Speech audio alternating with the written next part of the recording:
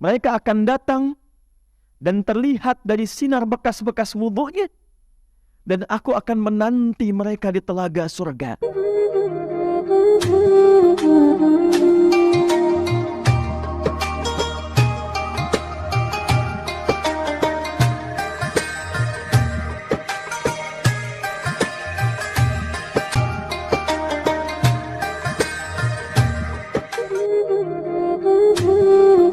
Dan sempat meneteskan air mata. Melihat begitu antusiasnya umat Rasulullah sallallahu alaihi wasallam untuk belajar tuntunan beliau di tengah cuaca yang juga tidak mudah untuk bisa diikuti. Saya teringat salah satu hadis yang dicantumkan oleh Al-Imam Muslim dalam kitab sahih beliau, nomor hadis 249, diriwayatkan oleh sahabat mulia Abdurrahman bin Sakhr yang dikenal dengan Abu Hurairah radhiyallahu ta'ala anhu.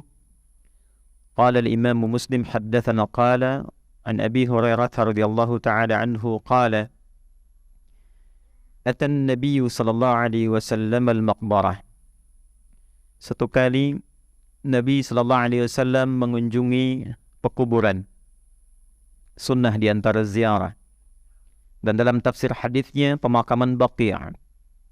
Faqala Rasulullah sallallahu alaihi wasallam, maka beliau menyontohkan kepada kita sunnah saat datang ke awal kuburan.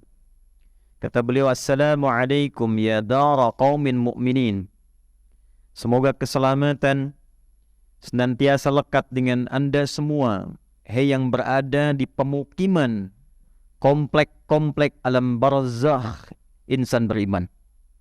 Ini juga sunnah supaya mencari pemakaman di pemakaman yang tempatnya beriman isinya, supaya lebih tenang, nggak berisik nanti dengar teriak-teriak yang lain deh.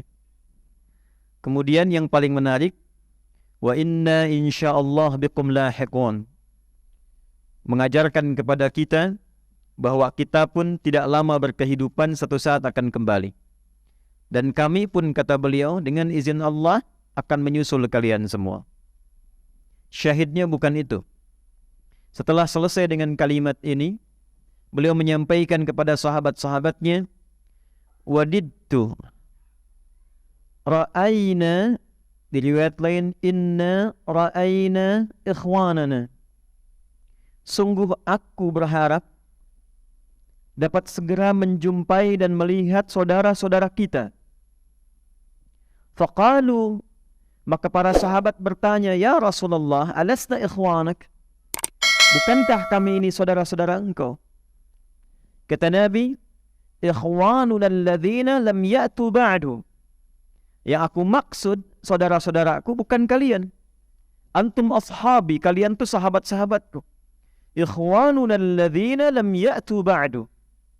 Saudara-saudara kita itu adalah umat yang nanti datang setelah generasi kalian. Faqalu, maka mereka berkata, ya Rasulullah, kaifa ta'rifuhum yawmal qiyamati? Kaifa ta'rifuhum yawmal qiyamati walam tara alladhina ya'tu ba'du fid dunya? Bagaimana engkau bisa mengenali orang-orang itu, saudara-saudara kita itu, di hari kiamat nanti, sedangkan engkau tidak pernah menjumpai mereka saat di dunia? Faqala Rasulullah sallallahu alaihi wasallam, maka Rasulullah sallallahu alaihi wasallam menjawab, ara'aita law anna rajulan lahu khayrun ghurrun muhajjalatun baina dhahri khaylun duhmun bahmun. Bagaimana pendapatmu jika seorang lelaki memiliki seekor kuda yang tangguh, yang putih di keningnya, putih di kakinya, dia berada di lingkaran kuda-kuda yang lain yang semua terlihat hitam gelap. Ala ya'rif khayla, bukankah akan mudah ditemukan? Maka setelah itu Nabi mengatakan, sayyatu ghurran muhajjalina minal wudu', di isyarat hadis lain, min atharil wudu', wa ana atrahuhum 'alal hawd. Mereka akan datang dan terlihat dari sinar bekas-bekas wudunya, dan aku akan menanti mereka di telaga surga. Maka saya melihat antum dari sejak di perjalanan datang untuk menunaikan salat, menjaga wudunya sampai ke tengah-tengah pinggir-pinggir jalan. Satu doa yang saya mohonkan sejak dalam mobil, ya Allah, jadikan semua jamaah-jamaah yang datang di malam hari ini, termasuk umat Rasulullah sallallahu alaihi wasallam, yang ditunggu oleh beliau di telaga Kautsarnya.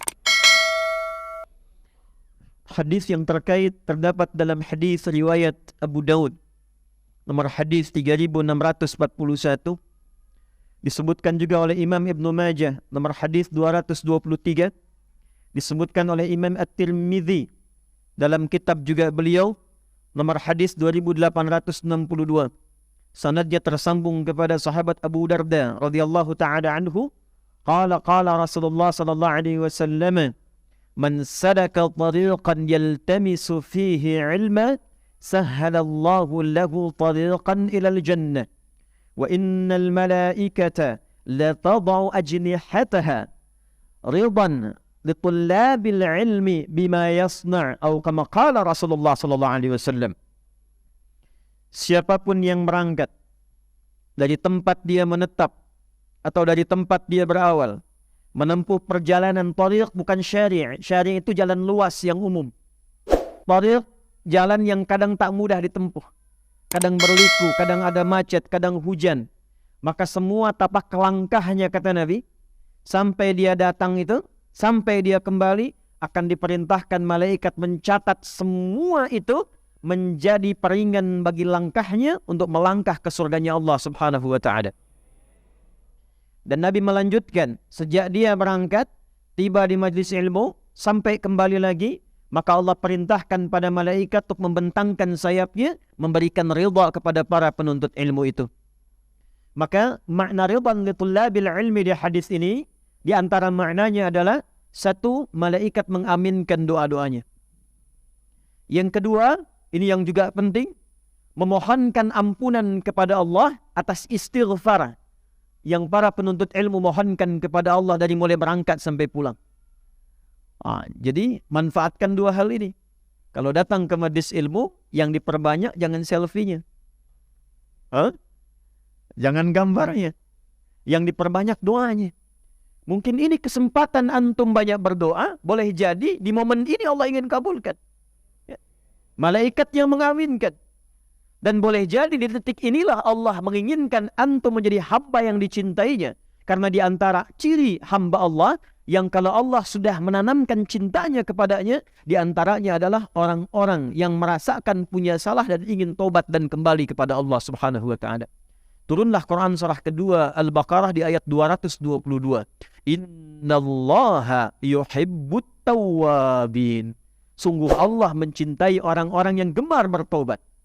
Ayat ini memberikan pesan, kata para ulama, terkadang Allah lebih mencintai pelaku maksiat yang gemar bertobat dibandingkan orang soleh yang tidak pernah merasa salah. Kisahnya viral kan? Ada seorang di era Nabi Musa alaihi salam ingin bertobat, datang kepada seorang syekh gitu kan, dikisahkan. Maka disampaikan, pergilah kepada si fulan karena ia yang mampu membimbingmu. Dan itulah adab di antara para pengajar, para ulama.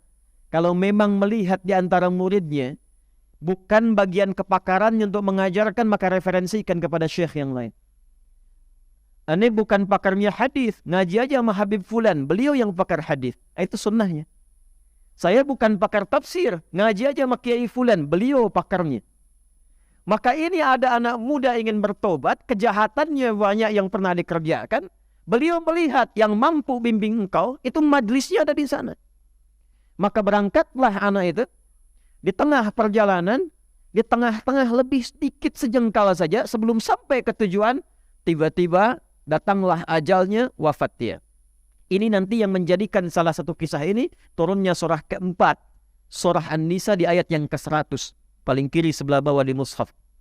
May yuhajir fi sabilillah yajid fil ardi muraghaman katsiran wa sa'a wa may yakhruj min baitihi. Ini kalimat pentingnya nih, catat baik-baik. Wa may yakhruj min baitihi muhajiran ila Allahi wa rasuli thumma yudrikhul maut faqad waqa ajruhu 'ala Allah. Siapa yang berniat hijrah memperbaiki diri sampai ke tempat dia belajar, masih ada ajal dia berkehidupan, merubah dirinya, maka Allah akan ganti semua yang buruk-buruk rizkinya, keberkahan di rumahnya, perilaku dia yang kurang baik akan dirubah oleh Allah, semuanya berkah dan jadi baik.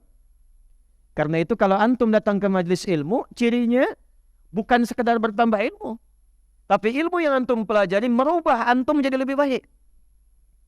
Jadi termasuk ahli Quran. Saya dengar di sini sebulan ada khataman Quran. Ciri berhasilnya bukan berapa banyak yang dibaca. Quran surah ke-35 Fatir di ayat yang ke-32. Thumma awrathnal kitaba alladhina istafayna min ibadina faminhum zalimun li nafsihi wa minhum muqtasid wa minhum sabiqun bil khairati biidznillah. Dzalika huwal fadlul kabir. Orang yang berhasil menjadi ahli Quran, kata Al-Quran, adalah orang-orang yang menjadikan Quran yang dia baca, dia hafalkan, mampu merubah dia menjadi lebih baik. Jadi kalau antum belajar, masih ada kehidupan, ilmu yang kita pelajari, menambah wawasan, mendekatkan diri kita dengan Allah. Imannya naik, ilmunya bertambah, perilakunya berubah. Itu yang akan diangkat derajatnya oleh Allah Subhanahu wa Ta'ala. Quran surah ke-58 di ayat yang ke-11. Yarfa'illahu alladhina amanu minkum walladhina utul ilma darajat. Tapi kalau antum berangkat, niat ingin taubat, niat ingin berubah, niat ingin hijrah, bahkan belum sampai ke majlis, belum sampai ke Masjid Fatimah Muhammad, baru di tengah-tengah perjalanan niat ingin berubah, thumma yudrikhul maut, seperti pemuda tadi tiba-tiba maut datang di tempat, di keadaan yang bahkan tidak dia duga. Ya, 5 hak prerogatif Allah. Quran surah ke-31 ayat 34. Innallaha 'indahu 'ilmus sa'ah wa yunazzilul ghaith wa ya'lamu ma fil arham wa ma tadri nafsum bi ayyi ardin tamut. Ya, awas tuh. Wa ma tadri nafsum madza taksibu ghada wa ma tadri nafsum bi ayyi ardin tamut. Tentang kiamat terjadinya kapan, detiknya, harinya, menitnya, jamnya. Pengaturan tentang cuaca, tak ada kepastian cuaca, yang ada perakiraan cuaca. Apa yang akan diatur di alam rahim, tentang lahirnya, qadanya, qadarnya, jenis kelaminnya dan sebagainya, apa yang terjadi kemudian dan kapan dan di mana, serta kita akan kembali pada Allah Subhanahu wa Ta'ala. Wafat di pertengahan, kata Allah, saya terima niatnya, diterima niatnya, digugurkan dosanya, diterima taubatnya, dan langsung langkahnya menjadi pahala awal baginya. Tum kebayang nggak? Dosanya gugur semua tuh dengan niat taubatnya. Lalu dia melangkah, langkahnya itu dihitung sebagai pahala awal. Jadi dosanya gugur, amalan dia ada, cuma langkah aja. Nah itu ya yang terjadi pada anak muda tadi. Di pertengahan dia bertaubat, dia istighfar tuh. Astagfirullah, astagfirullah, astagfirullah. Itu menggugurkan dosanya. Ya. Jadi yang diperbanyak tuh istighfarnya. Begitu dia istighfar, dosanya gugur, di tengah-tengah lebih selangkah sudah punya amalan. Maka ketika dihitung, amalannya sudah muncul, dosanya gugur, faqad waqa ajruhu 'ala Allah. Ditetapkan oleh Allah punya pahala, masuklah ke dalam surga. Orang itu sudah membunuh banyak orang, mabuk di setiap keadaan, berzina dilakukan, hampir semua dosa khatam. Tuh. Ada yang pernah bunuh orang di sini? Hah? Nggak apa-apa, angkat tangan. Saya lihat di luar ada tentara sama polisi tuh. Hah? Antum belum pernah berbuat seperti yang tadi, masa nggak bisa ke surga?